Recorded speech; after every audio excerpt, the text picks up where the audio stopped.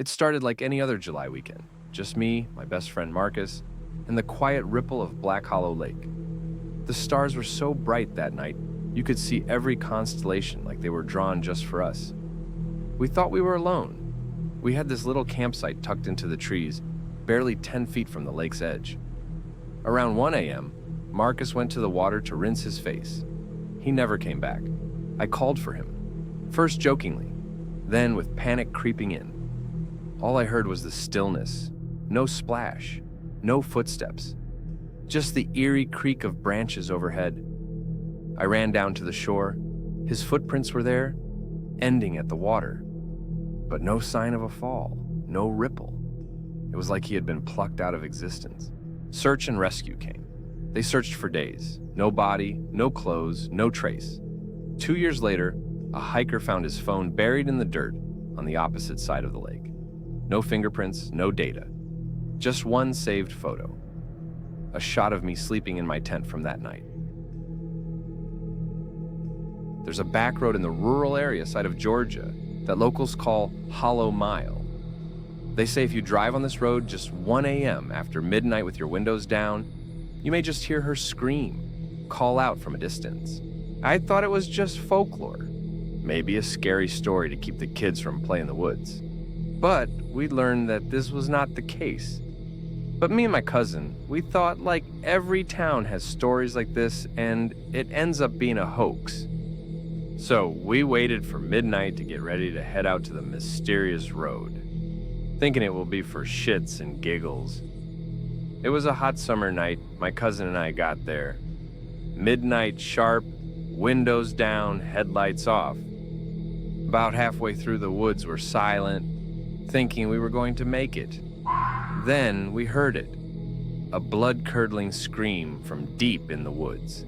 It wasn't a woman. It wasn't human. It sounded broken, like something is trying to remember itself how to scream. It sounded painful, like someone who also need help.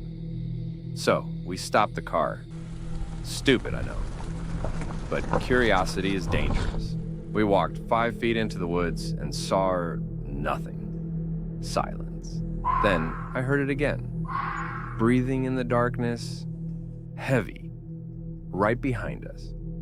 We bolted to the car and drove back to town as fast as we can. We reached the car's speed limit, but it felt like we were moving slowly. Finally, back home, we noticed muddy handprints on the back window. 4 fingers, no thumb. The glass wasn't just smudged. It was scorched, like something hot had touched it. I never drove on that road again. I was a camp counselor at this small wilderness camp in Montana. It was my 3rd summer. I knew every tree, every trail. That year, one camper, Eli, was different. Quiet. But one night, as I was about to close my eyes and sleep, I heard him say, "A boy in the trees, a boy in the trees.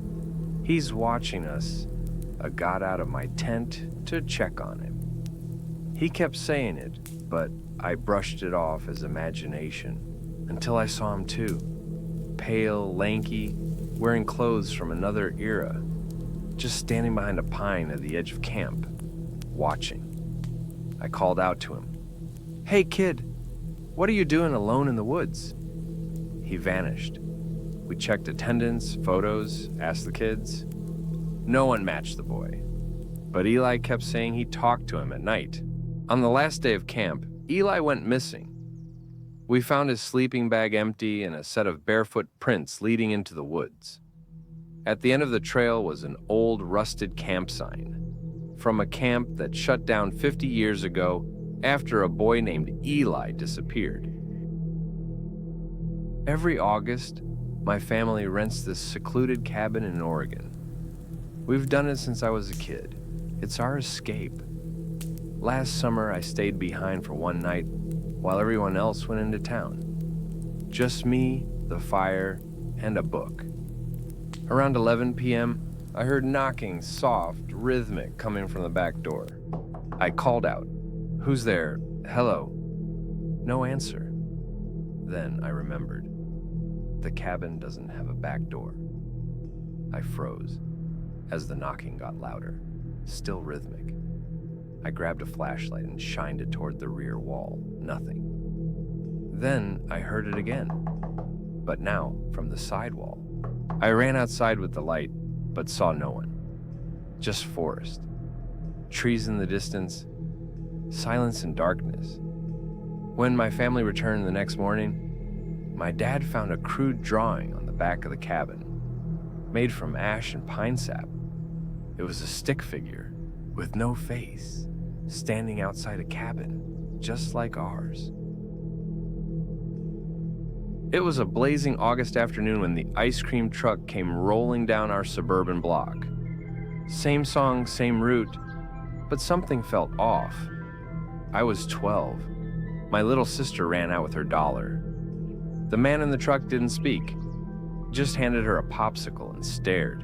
I noticed then, the truck didn't have a license plate or a company logo, and the man's hands were wrapped in gauze.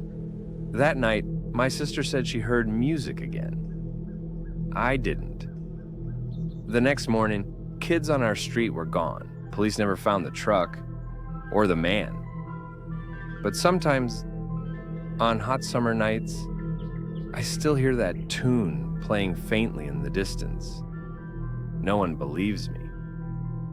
But I don't let my kids eat from ice cream trucks. Ever.